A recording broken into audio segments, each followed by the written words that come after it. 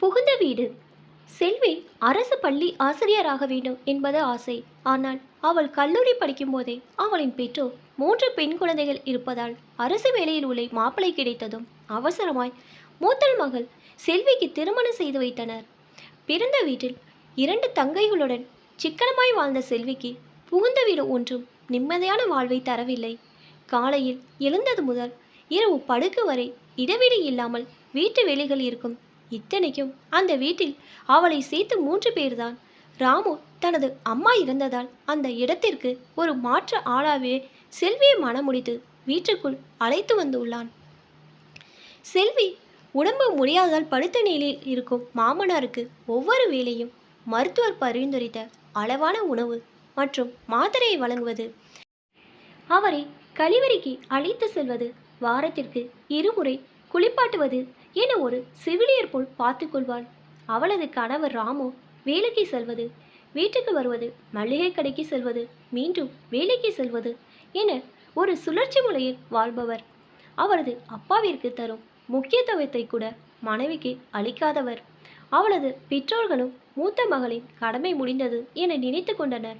இதனாலேயே அவள் பெற்றோரிடம் இருந்து ஒதுங்கிவிட்டாள். அன்றைக்கு எப்போதும் போல் காலையில் கணவன் ராமுக்கு தோசை ஊற்றி கொடுத்தாள். அதை சாப்பிட்ட ராமு, என்ன செல்வி தோசை இது, இவ்வளோ பெருசாக இருக்கு, அப்பாவுக்காவது மெல்லிசா ஊற்றி கொடு என்று கூறிவிட்டு தட்டில் வைத்த 4 தோசையை சாப்பிட்டுவிட்டு மதிய உணவை எடுத்துக்கொண்டு வேலைக்கு புறப்பட்டான். பின் செல்வி தன்னுடைய மாமனாருக்கு தோசையை கொடுத்துவிட்டு மாத்தரையும் பிரித்து கொடுத்தாள். பின் சமையலறையில் மதியத்துக்கு உணவை தயார் செய்து கொண்டிருந்தவளுக்கு அடிவயிற்றில் தாங்க முடியாத அளவில் வலி ஏற்பட்டது. என்ன செய்வதென்று தெரியாதவள் தன் கணவனின் கைபேசிக்கு அழைப்பு விடுத்து விஷயத்தை சொன்னாள். அலுவலகத்திற்குள் இருந்து வெளியே வந்த ராமு, என்னாச்சு திடீர்னு, இங்கே எனக்கு நிறைய வேலை இருக்கு, நீ வேணும்னா தனியாக ஹாஸ்பிட்டல் போ, நம்ம டாக்டர்கிட்ட நான் பேசுகிறேன் என்று கூறிவிட்டு அழைப்பை துண்டித்தான். திருமணமாகி 7 மாதம் ஆகியும் குழந்தை இல்லாததால் மகப்பேறு மருத்துவரிடம் செல்வியை ராமும் சிகிச்சைக்கு செல்கின்றனர். அந்த பெண் மருத்துவரின் மருத்துவமனைக்கு செல்வி தாங்க முடியாத வலியுடன் தனியாகவே சென்றாள். செல்வியை பரிசோதித்த டாக்டர் தொற்று ஏற்பதை அறிந்து அதற்கு சிகிச்சை அளித்தார். பின் செல்வியை அங்கேயே ஓய்வெடுக்க வைத்தார். செல்வி படுத்திருந்த படுக்கையின் அருகில் ஒரு பெண்ணை சுற்றி நிறைய உறவுகள் நின்று நலம் விசாரிப்பதை பார்த்ததும் தன்னுடைய கண்களிலிருந்து வெளியேறும் கண்ணீர் துளிகளில் துடைக்க மனமின்றி வாய்க்கால் நீரை போல் கண்ணீரை ஓடவிட்டாள். பணி நேரம் முடிந்து மாலை வீட்டுக்கு வந்த ராமு செல்வி வீட்டில் இல்லாதை நினைத்து பதறினான். என்னாச்சு அவளுக்கு என்று மருத்துவரிடம் கைபேசியின் அழைப்பில் விசாரித்துவிட்டு அவளை தான் வந்து அழைத்து செல்வதாக கூறினான். ஆனால் அவன் வெளியே செல்வதற்கு தயாரான போது பெரும் மழை பொழிந்து கொண்டிருந்தது. சிறிது நேரம் கழித்து செல்லலாம் என்று காத்திருந்தவனுக்கு ஏமாற்றம்தான். இடைவிடாது பெய்த 3 மணி நேர மழையால் எங்கும் வெள்ளம் போல் மழை நீர் சூழ்ந்தது. பொது போக்குவரத்து முற்றிலும் தடை செய்யப்பட்டது. செல்வி மருத்துவமனையிலே தங்க வைக்கப்பட்டாள். மின்சாரம் துண்டிக்கப்பட்டது. வீட்டுக்குள் டார்ச் லைட் மெழுகுவர்த்தி எங்கு உள்ளது என்று தெரியாமல் தடுமாறிய ராமு கைபேசி ஒளியை வைத்து சமாளித்தான். இந்த சூழலில் வெளியில் சென்று கூட உணவு வாங்க முடியாது என்ற உண்மையை உணர்ந்தான். பின் வீட்டிலிருந்து மாவை எடுத்து தோசை ஊற்ற முயற்சி செய்தான். அவனால் சரியாக ஊற்றி வட்டமாக்க முடியவில்லை. அப்படியே ஊற்றி வட்டமாக்கினாலும் திருப்பி போடும் போது துண்டு துண்டாக சிதறின. ஒரு கட்டத்திற்கு மேல் கோபம் கொண்டவன் என்ன கிடைத்ததோ அதை தட்டில் வைத்துக்கொண்டு செல்வி வைத்துவிட்டு சென்ற குழம்பை ஊற்றி அப்பாவிற்கு கொடுத்தான். அவரும் அதை மெதுவாய் மென்று விழுங்கினார். மருமகள் பற்றி செய்கை மொழியில் கேட்டார். அவனும் அவருக்கு புரியும் வகையில் பேசினான். பின் அவனும் வெந்ததும் வேகாததுமான தோசையை சாப்பிட்டான். பின் இரவு அப்பாவிற்கு மாத்திரை கொடுக்க மருந்து பெட்டியை எடுத்து பார்த்தான். அதில் பலவிதமான மாத்திரைகள் அடுக்கி வைக்கப்பட்டிருந்தன. எதை இப்போது கொடுப்பது என்று தெரியாமல் குழம்பினான். கடையிலிருந்து வாங்கி வருவதோடு சரி. பின் எதுவும் அவனுக்கு தெரியாது. செல்வியிடம் கேட்கலாம் என நினைத்து கைபேசியை எடுத்தவன் அழைப்பு விடுக்காமல் அந்த அறையிலிருந்து சென்று விட்டான். மாத்திரை சாப்பிடாமல் அவரும் உறங்கிவிட்டார்.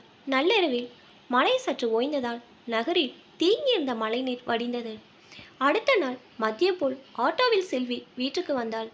வீட்டுக்குள் சென்றதும் ராமுவிடம் மருத்துவர் பேசிக்கொண்டிருந்தார். ஒன்றும் பிரச்சனை இல்லை, மருந்து எடுக்காததால் சுகர் இன்க்ரீஸ் ஆகியிருக்கு, இப்போ இன்ஜெக்ஷன் போட்டிருக்கேன், டோன்ட் வரி என்று கூறிவிட்டு புறப்பட்டார். செல்வியை பார்த்துவிட்டு ராமு எதுவும் பேசவில்லை. செல்வி ஒருவித குற்ற உணர்ச்சியில் மாமனார் படுத்திருந்த அறைக்குள் சென்று அவரிடம் மன்னிப்பு கேட்டாள். அவர் உன் தவறு எதுவுமில்லை, எதற்கு இதெல்லாம் என்பது போல் சைகை செய்தார். பின் தான் என்னென்ன மாத்திரையை எப்போது சாப்பிட வேண்டும் என அவர் செய்கையால் செல்வியிடம் கேட்க, செல்வியும் ஒவ்வொரு மாத்திரையின் வண்ணத்தையும் அளவையும் வைத்து காலை, மதியம், இரவு என குழந்தைகளுக்கு பாடம் நடத்தும் ஆசிரியை போல் எடுத்து கூறினாள். அதை வேடிக்கை பார்த்த ராமு சமையல் எவ்வாறு செய்வது, வீட்டில் உள்ள வேலைகளை எப்படி முடிப்பது என்று செல்வியிடம் கேட்டு அறிந்து கொள்ள நினைத்தான். எனினும் அவனது ஈகோ செல்வியிடம் பேச விடாமல் தடுத்தது. மாமனார் அறையிலிருந்து வெளியேறிய செல்வி சமையலறைக்குள் சென்றாள். அங்கு அடுப்பின் மேல் மாவு ஊற்றப்பட்டு இருப்பதை பார்த்துவிட்டு அதை துணியால் சுத்தம் செய்தாள். வெறுமன அலுவலகம் செல்வதை மட்டுமே செய்த நான் சின்ன சின்ன விஷயங்கள் கூட அறிந்து கொள்ளாமல் இருந்துள்ளனே என்று நினைத்த ராமுவின் மனம் நீரில் நனைத்த பஞ்சு போல் கனத்தது. பின் சமையலறையில் வெளியே நின்று எப்படி உள்ளே செல்வது என்று தடுமாற்றத்துடன் தவித்த ராமுவை பார்த்த செல்வி வாழ்வின் அத்தியாவசியங்களை கற்றுக் கொடுக்கும் ஆசிரியராய் சமையலறைக்குள் பாடம் கற்றுக்கொள்ள துடிக்கும் மாணவனை அழைத்தாள். இப்போ தான் என்னோடய சேனல் ஃபஸ்ட் டைம் பார்க்குறீங்கன்னா சப்ஸ்கிரைப் பண்ணிக்கோங்க, பக்கத்தில் இருக்க பெல் ஐக்கனை ப்ரெஸ் பண்ணிக்கோங்க. அப்போ தான் நான் ஒவ்வொரு தடவை வீடியோ போடும் போதும் உங்களுக்கு நோட்டிஃபிகேஷனில் வரும். தேங்க்ஸ் ஃபார் வாட்சிங்.